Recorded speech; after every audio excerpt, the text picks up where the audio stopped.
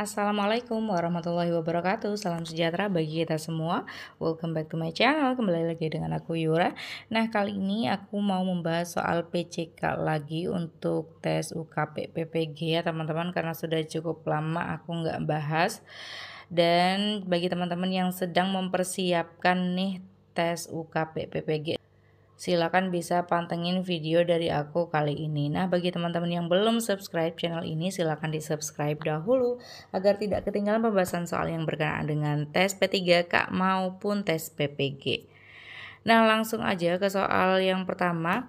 Anda sedang mengajar materi yang cukup kompleks kepada siswa di kelas Anda, namun ada beberapa siswa yang tampak kesulitan memahami materi tersebut. Setelah Anda selesai menjelaskan, mereka tidak aktif bertanya dan terlihat kebingungan. Sebagai guru, apa yang akan Anda lakukan untuk membantu mereka? Nah, kita harus paham terlebih dahulu ya teman-teman, kita langsung nangkep gitu masalahnya apa di soal nomor 1 ini. Jadi kita memiliki siswa yang tidak aktif bertanya dan terlihat kebingungan seperti itu ya teman-teman. Apa yang harus kita lakukan sebagai guru? Melanjutkan pelajaran dengan asumsi bahwa mereka akan memahaminya di kemudian hari, ini tidak boleh ya teman-teman. Jadi ada masalah di situ harus kita tangani. Apalagi ini adalah siswa, kita sebagai pelayan publik ya teman-teman. Kita harus memberikan pelayanan yang sepenuhnya kepada siswa sampai siswa itu bisa mencapai kompetensi yang diinginkan. Jadi opsi yang A ini kurang sesuai. Opsi yang B, mengulangi penjelasan yang sama dengan harapan siswa akan mengerti setelah mendengarkannya lagi. Nah, dibanding opsi yang A, paling tidak opsi yang B di sini mengandung aksi nyata dan mengandung makna bahwa kita akan menanganinya ya teman-teman, walaupun hanya dengan pengulangan saja seperti itu. Opsi yang C, memberikan contoh tambahan dan menggunakan pendekatan yang berbeda untuk menjelaskan materi tersebut serta membuka sesi tanya jawab. Nah, opsi yang C di sini lebih efektif teman-teman, maka opsi yang B kita eliminasi. Jadi di sini kita menggunakan pendekatan yang berbeda. Kalau pendekatan itu kan berkenaan dengan strategi, berkenaan dengan model, metode, teknik ya teman-teman. Jadi kita gunakan yang berbeda. Siapa tahu tidak sesuai dengan siswa-siswa tersebut yang tampak kesulitan memahami materi. Ketika diberikan materi yang sama namun dengan pendekatan yang berbeda, mungkin mereka akan lebih memahami materi ya teman-teman, seperti itu.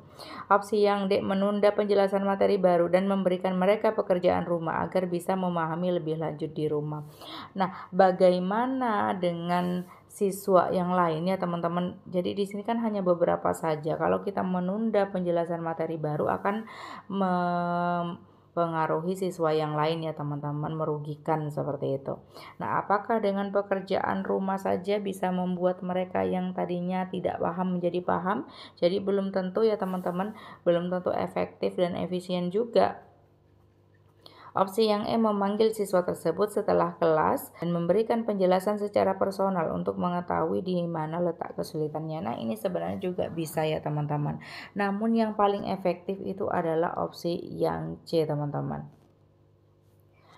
Lalu opsi yang E di sini poinnya adalah 4. Nah, kenapa tidak E? Karena di situ kan di soal ada beberapa siswa ya teman-teman, seperti itu yang tampak kesulitan. Mungkin saja banyak ya teman-teman, bukan hanya satu saja. Jadi untuk memanggil siswa tersebut setelah kelas dan memberikan penjelasan secara personal akan memakan waktu dan menjadi tidak efektif seperti itu ya teman-teman.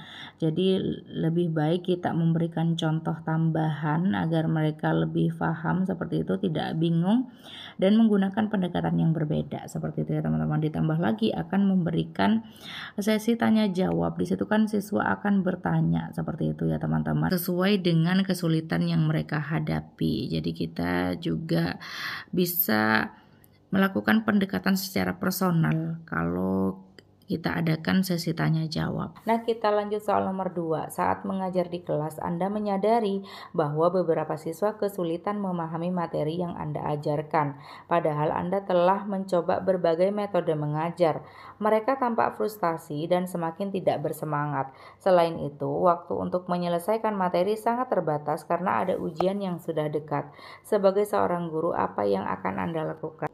Nah, di sini teman-teman untuk soal nomor 2, jadi masalahnya adalah siswa itu masih ada yang kesulitan beberapa. Padahal kita sudah mencoba berbagai metode mengajar seperti itu. Jadi opsi yang A, mengadakan sesi diskusi kelompok di mana siswa yang lebih paham bisa membantu teman-temannya yang kesulitan sehingga pemahaman mereka lebih bisa ditingkatkan melalui kolaborasi. Nah, di sini bagus ya teman-teman. Jadi di sini kan istilahnya tutor sebaya seperti itu. Kolaborasi juga bagus untuk dilakukan untuk membantu mereka mencapai kompetensi yang seharusnya dicapai seperti itu ya teman-teman. Jadi yang sudah bagus nilainya, yang sudah mencapai kompetensi yang diinginkan, membantu mereka yang belum seperti itu. Jadi ini efektif sebenarnya untuk meningkatkan pemahaman siswa, namun tergantung pada waktu yang tersedia ya teman-teman. Jadi efektivitasnya mungkin juga terbatas seperti itu. Jadi untuk tutor sebaya di sini bagus sebenarnya untuk dilakukan, namun masih ada faktor-faktor yang dapat menghambat efektifnya sesi diskusi kelompok. Opsi yang B, mengabaikan siswa yang kesulitan. Ada kata mengabaikan, pasti salah ya teman-teman. Di sini kata kerjanya negatif seperti itu. Jadi bukan merupakan pilihan yang baik, malah memperburuk motivasi dan rasa percaya diri siswa. Opsi yang C, mengadakan sesi bimbingan tambahan di luar jam pelajaran khusus untuk siswa yang mengalami kesulitan dan memberikan latihan soal yang lebih sederhana terlebih dahulu sebelum melanjutkan ke soal yang lebih kompleks. Jadi di sini menyelesaikan masalah ke intinya ya teman-teman. Jadi kan di sini yang bermasalah adalah beberapa siswa saja seperti itu. Maka siswa tersebut yang kita berikan tambahan seperti itu. Ini merupakan pendekatan yang sangat baik. Jadi sesi bimbingan di luar jam pelajaran di sini dapat memberi siswa yang kesulitan waktu dan juga ruang untuk bertanya kepada kita, untuk memahami materi yang sudah disampaikan lebih baik ya teman-teman daripada sebelumnya. Jadi latihan soal yang lebih sederhana di sini juga dapat membangun kepercayaan diri mereka sebelum beralih ke yang lebih kompleks. Jadi opsi yang C di sini sempurna sekali. Opsi yang D, menggunakan ujian sebagai alat evaluasi lalu memetakan siswa yang kesulitan dan memberikan perhatian lebih setelah ujian selesai agar mereka dapat memperbaiki pemahaman mereka di waktu yang akan datang. Nah, di sini ya teman-teman, meskipun penting untuk memetakan pemahaman siswa, jadi kita mengandalkan ujian untuk memberi perhatian pada siswa yang kesulitan, mungkin terlambat untuk membantu mereka sebelum ujian, seperti itu ya teman-teman. Jadi di sini kurang tepat ya teman-teman. Jadi ujiannya di sini sebagai alat evaluasi justru. Berarti kan kita sudah terlambat dalam membantu, seperti itu ya teman-teman. Seharusnya sebelum ujian kita bisa membantu mereka memahami pembelajaran, memahami materi. Opsi yang E, menyederhanakan materi yang tersisa untuk mengejar waktu dan memberikan ringkasan serta panduan belajar mandiri kepada siswa yang kesulitan agar mereka bisa memahami secara mandiri di rumah. Nah, sebenarnya ini juga bisa membantu siswa yang kesulitan ya teman-teman. Tapi menyederhanakan materi tidak selalu menjamin pemahaman siswa secara mendalam. Jadi mungkin siswa masih merasa tidak siap untuk ujian walaupun kita sudah menyederhanakan materi tersebut. Jadi yang paling efektif di sini ya teman-teman adalah opsi yang C. Kita lanjut soal nomor 3. Seorang siswa baru di kelas Anda terlihat kesulitan beradaptasi dengan lingkungan sekolah dan teman-temannya. Ia sering duduk sendiri, tampak cemas dan jarang berinteraksi dengan teman-teman sekelasnya. Perilakunya juga mempengaruhi prestasi akademiknya yang menurun. Sebagai guru, Anda menyadari pentingnya membantu siswa tersebut agar bisa beradaptasi lebih baik. Apa yang akan Anda lakukan? Nah, di sini teman-teman ada siswa kita yang kesulitan beradaptasi. Kita mau membantu seperti itu. Opsi yang A, mengajak siswa tersebut berbicara secara personal untuk mengetahui permasalahan yang dihadapinya, kemudian memberikan dukungan dan arahan bagaimana ia bisa mulai berinteraksi dengan teman-teman. Nah, ini bagus banget ya teman-teman.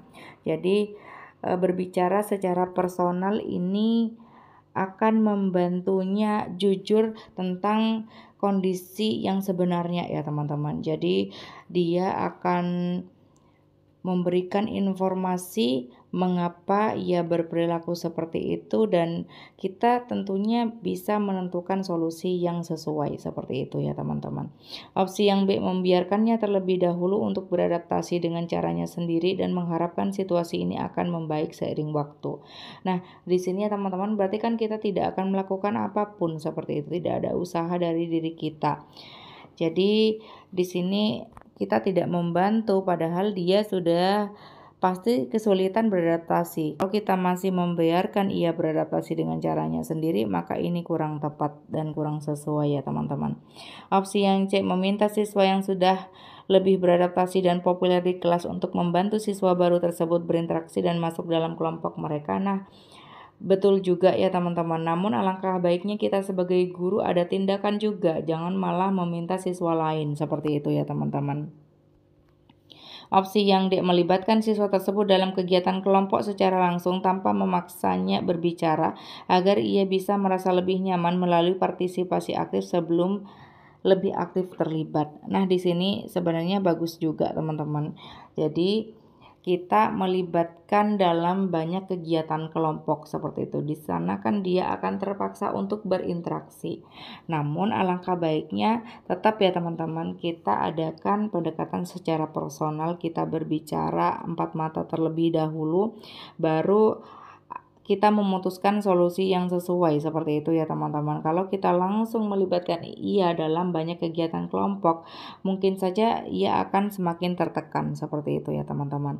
Opsi yang E di sini juga bagus sebenarnya dan efektif juga, menghubungi orang tua siswa untuk berdiskusi tentang kesulitan anaknya dan meminta saran mereka dalam mencari cara yang tepat untuk membantu anak tersebut beradaptasi. Berarti di sini kan melibatkan orang tua ya teman-teman. Kita kan juga terbatas informasi mengenai siswa kita, maka tidak masalah kita berkolaborasi dengan orang tua. Namun sekali lagi alangkah baiknya kita ada usaha terlebih dahulu. Jangan langsung menghubungi orang tua, namun kita adakan pendekatan secara personal dengan anak tersebut terlebih dahulu, baru kita menentukan tindakan yang sesuai seperti itu. Jadi opsi yang A di sini lebih baik ya teman-teman dibandingkan dengan opsi yang lainnya. Kita lanjut ke soal nomor 4. Beberapa siswa di kelas Anda setelah diamati tampak kesulitan mengikuti pelajaran dan seringkali tidak mengerjakan tugas dengan benar. Anda ingin mengetahui penyebab utama dari masalah ini dan mencari solusi yang efektif. Tindakan yang harus Anda ambil adalah, nah di sini ya teman-teman, setelah diamati tampak kesulitan mengikuti pelajaran dan sering tidak mengerjakan tugas dengan benar. Nah, opsi yang A, memberikan nilai rendah, ini bukan solusi yang bijaksana ya teman-teman. Walaupun memang misalnya ia nilainya lebih rendah daripada yang lainnya, tapi kita harus mencari akar permasalahannya ya teman-teman. Lalu kita akan menemukan solusi yang sesuai, tidak langsung memberikan nilai yang buruk seperti itu, yang rendah. Kita harus memberikan kesempatan ia untuk berubah. Opsi yang B, memotivasi siswa untuk lebih keras belajar dan menyelesaikan tugasnya. Nah, ini bagus ya teman-teman, ketimbang opsi yang A. Namun kita memotivasi saja tanpa tahu akar penyebabnya, kita mungkin tidak memilih solusi yang sesuai ya teman-teman. Jadi solusi yang sesuai belum tentu hanya dengan motivasi saja seperti itu. Opsi yang C, memberikan lebih banyak tugas untuk mengukur kemampuan siswa secara teratur dan berkesinambungan. Nah, pemberian banyak tugas ini tidak efektif dan juga efisien ya teman-teman. Malah mereka akan semakin terbebani dan tidak memahami tugas atau materi seperti itu. Opsi yang D, mengamati perilaku siswa selama pelajaran untuk mencari pola kesulitan yang mereka hadapi. Nah, tampak bagus dan bijaksana ya teman-teman. Tujuannya adalah untuk mencari pola kesulitan. Namun di sini mengamati sudah kita lakukan sebenarnya. Ada kata diamati di sini ya teman-teman. Jadi kalau misalnya kita masih mengamati lagi padahal kita sudah mengetahui hasilnya bahwa siswa yang kita amati itu tampak kesulitan mengikuti pelajaran dan sering tidak mengerjakan tugas dengan benar, maka kita akan memakan banyak waktu ya teman-teman, tidak efektif dan efisien juga kalau masih mengamati lagi. Jadi opsi yang D walaupun tampak bagus namun belum sesuai. Nah, yang paling bagus adalah opsi yang E teman-teman. Jadi kita sampaikan lagi penjelasan yang lebih lama, tidak masalah, dan terperinci. Ini adalah yang paling baik ya teman-teman, kuncinya di situ tentang materi pelajaran dan tugasnya. Karena tampaknya siswa kita itu tidak memahami materi yang kita sampaikan, lalu juga tidak memahami cara pengerjaan tugas misalnya. Di sini kan sebenarnya mengerjakan tugas, namun dikerjakannya tidak dengan benar seperti itu. Jadi kemungkinan besar siswa tersebut tidak memahami tugasnya bagaimana ya teman-teman, seperti itu. Jadi opsi yang E di sini lebih sesuai dengan konteks soal dan efektif juga untuk dilakukan. Soal nomor 5, sebuah modul ajar IPAS di sekolah mencakup konsep tentang struktur dan fungsi tumbuhan, indikator soal dengan level kompetensi 4 yang dapat disusun oleh guru untuk mengukur ketercapaian konten tentang struktur dan fungsi tumbuhan adalah peserta didik dapat. Nah, di sini dengan level kognitif 4 ya teman-teman. Jadi C4 seperti itu. Opsi yang A, menggambar tumbuhan dengan benar dengan detail. Nah, menggambar di sini belum masuk kepada C4 ya teman-teman. Jadi nanti kita cek di tabel KKO-nya. Jadi menggambar itu belum masuk, bisa masuk ke C2 kalau tidak salah ya teman-teman. Menyebutkan nama-nama tumbuhan dengan detail, menyebutkan ini masih sederhana banget. Jadi masuk ke faktual seperti itu. Jadi masuk ke C1 saja. Opsi yang C, membuktikan fungsi dari tumbuhan dengan benar. Nah, jadi membuktikan di sini juga belum masuk kepada C4 teman-teman. Jadi C4 itu masuk kepada yang menganalisis. Opsi yang paling tepat di sini adalah opsi yang D, menganalisis bagian tumbuhan serta menjelaskan fungsi secara detail. Nah, opsi yang E ini juga belum ya teman-teman. Jadi menuliskan manfaat tumbuhan bagi lingkungan secara detail. Nah, kalau kita diminta level kognitifnya ya teman-teman, jadi C berapa seperti itu. Kebetulan di sini yang diminta adalah C4. Kita hanya melihat di kata kerja operasionalnya ya teman-teman. Jadi di kata kerja di awal. Jadi menggambar, menyebutkan, membuktikan, menganalisis dan menuliskan. Nah, kita lihat di sini teman-teman. Jadi ini adalah tabel KKO walaupun yang tidak lengkap seperti itu ya teman-teman. Kalau kita lihat untuk menggambar itu tidak masuk kepada C4 ya teman-teman. Sebenarnya untuk menggambar ini bisa masuk kepada C1 ya teman-teman. Jadi kita melihat contoh, lalu kita bisa menggambar seperti itu ya teman-teman. Jadi masih sederhana sekali sebenarnya. Nah, opsi yang B, menyebutkan. Jadi menyebutkan itu masuk kepada yang mengingat masih. Jadi mengenali seperti itu ya teman-teman. Menyebutkan. Dengan kita menyebutkan berarti kita akan mengenali seperti itu. Lalu juga membuktikan. Nah, membuktikan di sini masuk kepada C5 ya teman-teman. Jadi HOTS juga namun masuknya ke C5. Kita lihat di situ ada kata membuktikan. Lalu menganalisis C4 dan terakhir adalah menuliskan ya teman-teman. Jadi kalau menuliskan juga masih C1, masih sederhana. Jadi yang masuk kepada C4 di sini adalah opsi yang D.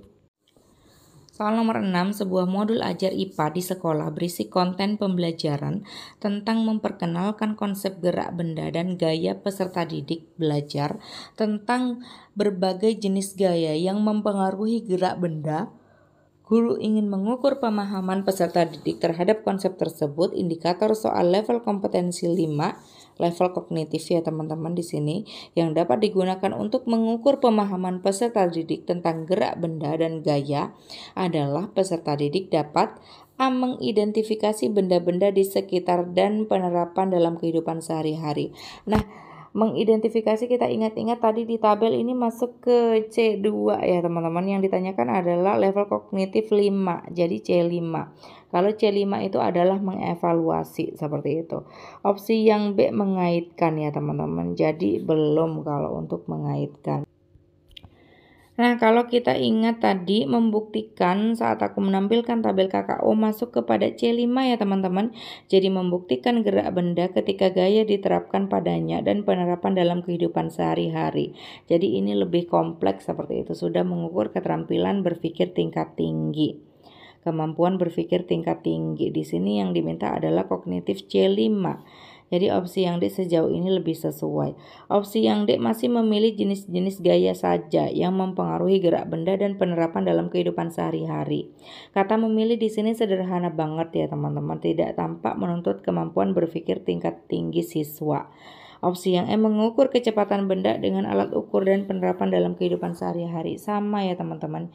Jadi mengukur saja, tidak lebih rinci ya teman-teman, seperti itu. Jadi opsi yang paling sesuai adalah opsi yang C. Namun kita lihat di tabel KKO terlebih dahulu ya teman-teman. Untuk mengidentifikasi ya teman-teman. Jadi masuk kepada C2.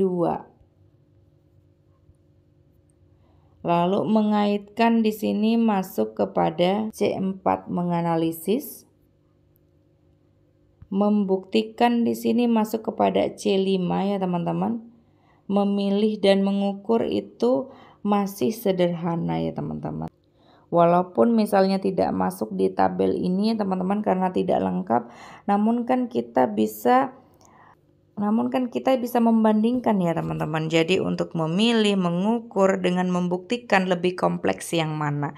Jadi yang lebih mengukur keterampilan berpikir tingkat tinggi karena di sini sudah C5, level kognitifnya adalah membuktikan. Soal nomor 7, sebagai seorang guru, Anda memahami bahwa penilaian tidak hanya berfungsi untuk mengukur hasil belajar siswa, tetapi juga memiliki peran penting dalam mendukung proses pembelajaran. Di kelas Anda terdapat berbagai siswa yang memiliki hasil penilaian formatif yang rendah. Sebagai guru, Anda ingin menggunakan hasil penilaian tersebut secara optimal untuk meningkatkan kualitas pembelajaran. Apa tindakan yang paling tepat yang harus Anda lakukan berdasarkan hasil penilaian formatif tersebut? A. Memberikan soal yang sama kepada siswa pada penilaian berikutnya untuk melihat apakah ada perbaikan setelah mereka belajar lebih keras. Nah, apakah di sini sudah menunjukkan bahwa kita akan menggunakan hasil penilaian formatif dengan baik ya teman-teman. Rencana tindak lanjut kita apakah sudah efektif dan efisien, seperti itu. Jadi belum tentu ya teman-teman memberikan soal yang sama tanpa kita memberikan penjelasan ulang seperti itu ya teman-teman juga akan sia-sia. Opsi yang B menggunakan hasil penilaian formatif untuk menganalisis area kelemahan siswa, kemudian menyusun strategi pembelajaran remedial yang spesifik untuk membantu memperbaiki pemahaman mereka. Nah, di sini lebih terperinci, lebih efektif juga ya teman-teman. Jadi ada gunanya hasil dari penilaian formatif itu. Gunanya apa? Untuk mengetahui kelemahan siswa di mana. Jadi di soal apa sih yang mereka masih lemah. Jadi ketika kita sudah mengetahui kelemahan siswa, kita bisa menyusun strategi yang sesuai ya teman-teman untuk mengatasi masalah tersebut. Di sini kita akan melakukan remedial. Nah, masuk akal. Jadi bagi siswa yang belum tuntas atau bagi siswa yang memiliki nilai rendah dalam penilaian formatif, masih bisa kita perbaiki ya teman-teman, karena ini bukan penilaian sumatif. Jadi kita perbaiki dengan pengadaan remedial seperti itu ya teman-teman. Di sini tujuannya untuk membantu memperbaiki pemahaman, sangat sempurna sekali.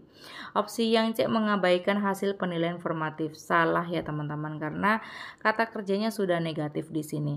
Opsi yang D membandingkan hasil penilaian formatif antar siswa untuk mendorong persaingan sehat di kelas sehingga mereka lebih termotivasi belajar. Nah, di sini ya teman-teman berarti kan kita bandingkan siswa yang nilainya bagus dengan yang tidak. Nah, di sini kita harus lebih fokus kepada yang nilainya belum mencapai KKM ya teman-teman. Opsi yang D kurang sesuai. Opsi yang E juga mengulang penjelasan seluruh materi dengan cara yang sama. Di sini kurang tepat ya teman-teman. Kalau menggunakan pendekatan yang berbeda atau metode yang berbeda itu lebih bijaksana. Jadi opsi yang E di sini juga kurang sesuai. Yang paling baik adalah opsi yang B. Soal nomor 8, seorang guru ingin merancang tujuan pembelajaran yang mampu mengembangkan keterampilan berpikir tingkat tinggi bagi siswa kelas 8 dalam pembelajaran IPA, khususnya tentang ekosistem. Manakah rumusan tujuan pembelajaran berikut yang paling tepat untuk mendorong keterampilan berpikir tingkat tinggi? Nah, kalau yang diminta yang hot ya teman-teman, kita tinggal lihat kata kerja operasionalnya aja di awal kalimat di opsi yang yang teman-teman. Apakah kata kerja yang digunakan sudah masuk kepada kategori level C4, C5, dan C6? Karena itu yang masuk kepada HOTS. Kalau masih C1, C2, C3 belum ya teman-teman. Nah, opsi yang A di sini kata kerjanya adalah menguraikan. Jadi siswa dapat menguraikan komponen biotik dan abiotik dalam sebuah ekosistem dengan benar. Belum ya teman-teman. Jadi menguraikan masih sederhana. Opsi yang B, siswa dapat mengklasifikasikan komponen biotik dan abiotik dalam ekosistem dengan menggunakan contoh yang ada di sekitar mereka. Nah, mengklasifikasikan di sini juga masih sederhana ya teman-teman. Jadi kita kumpulkan misalnya komponen abiotik mana dan komponen biotik mana seperti itu. Jadi opsi yang B di sini masih sederhana. Nah, opsi yang C ada kata menganalisis. Dari tadi keluar ya teman-teman. Jadi menganalisis itu ada di C4, sudah masuk kepada keterampilan berpikir tingkat tinggi. Jadi menganalisis bagaimana perubahan pada salah satu komponen ekosistem dapat mempengaruhi keseimbangan ekosistem secara keseluruhan. Nah, di sini siswa sudah dituntut untuk berpikir ya teman-teman, berpikir kritis misalnya, analitis, lalu juga pemecahan masalah misalnya ya teman-teman. Jadi opsi yang C di sini sudah masuk kepada yang HOTS. Opsi yang D masih mengidentifikasi ya teman-teman, sepertinya masuk ke C2 tadi. Opsi yang E juga membedakan saja fungsi komponen biotik dan abiotik. Jadi masih sederhana. Yang paling kompleks adalah opsi yang C. Jadi kita lihat kembali ya teman-teman. Jadi untuk membedakan masih masuk kepada C2 di situ. Lalu mengidentifikasi juga masih di C2 ya teman-teman. Mengklasifikasi masuk kepada C2 juga ya teman-teman. Lalu menguraikan di situ masuk kepada. Nah, untuk menguraikan di sini ya teman-teman bisa masuk ke C2 dan juga C4. Jadi di C4 juga ada menguraikan. Nah, bagaimana kalau seperti ini, Kak? Nah, kita lihat lagi ya teman-teman, yang diuraikan apa sih? Hanya komponen biotik dan abiotik saja. Berarti kan masih lebih sederhana dibandingkan opsi yang C ya teman-teman, seperti itu. Maka di sini yang lebih tepat adalah opsi yang C. Jadi untuk menentukan manakah yang lebih kompleks, kita tidak hanya melihat dari KKO-nya, kita baca sampai tuntas ya teman-teman opsi tersebut seperti itu. Misalnya KKO-nya itu sama atau ada di dua level yang berbeda seperti itu. Soal nomor 9, seorang guru ingin merumuskan tujuan pembelajaran yang efektif untuk topik pengaruh lingkungan terhadap pertumbuhan tanaman di kelas 6. Manakah dari rumusan tujuan pembelajaran berikut yang paling tepat? Opsi yang A, siswa dapat menjelaskan tentang pengaruh air dan cahaya matahari terhadap pertumbuhan tanaman. Nah, di sini ya teman-teman, kita maunya itu tujuan pembelajarannya itu efektif seperti itu ya teman-teman, untuk topik pengaruh lingkungan terhadap pertumbuhan tanaman. Kalau hanya menjelaskan saja, apalagi menjelaskan di sini masuk kepada C2, masih lots ya teman-teman, tidak menuntut kita berpikir kritis seperti itu ya teman-teman. Jadi opsi yang A di sini belum tepat. Opsi yang B masih mengidentifikasi ya teman-teman berbagai jenis tanaman yang tumbuh di lingkungan mereka. Jadi masih sederhana juga teman-teman.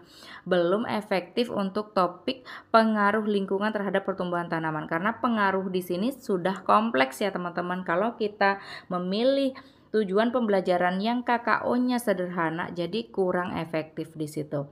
Opsi yang C, siswa dapat merancang eksperimen untuk mengamati pengaruh air dan cahaya matahari terhadap pertumbuhan tanaman.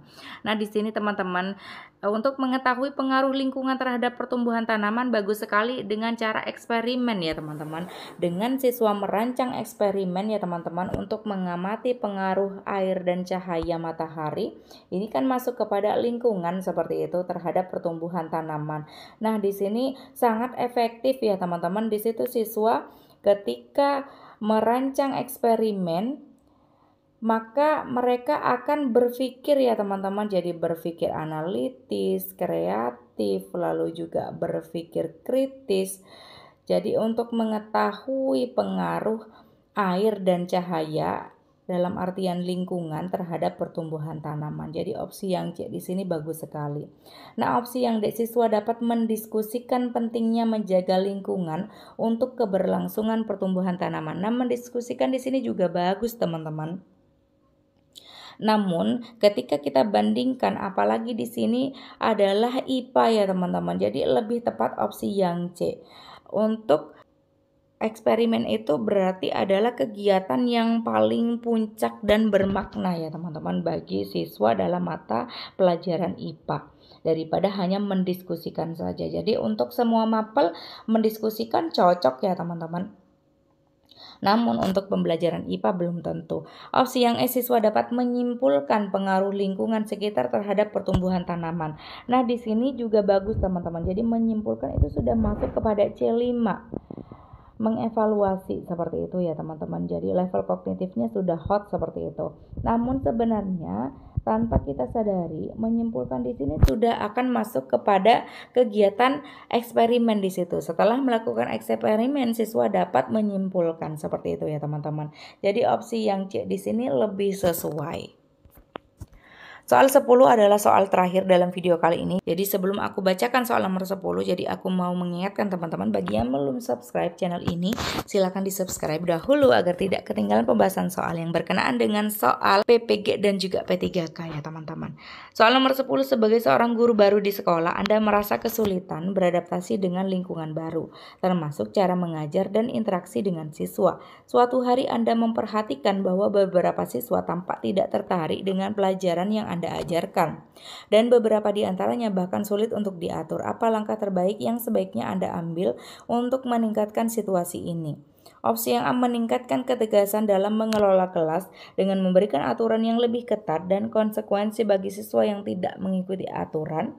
Nah, daripada tidak melakukan ini ya teman-teman, usaha seperti itu, jadi opsi yang A paling tidak bisa kita jadikan usaha seperti itu agar siswa kita itu lebih tertarik dengan pelajaran kita seperti itu. Namun karena di sini siswanya tidak tertarik, memberikan ketegasan di sini jadi kurang tepat ya teman-teman, karena akan menambah ketidakinginan siswa untuk mengikuti pembelajaran kita seperti itu ya teman-teman.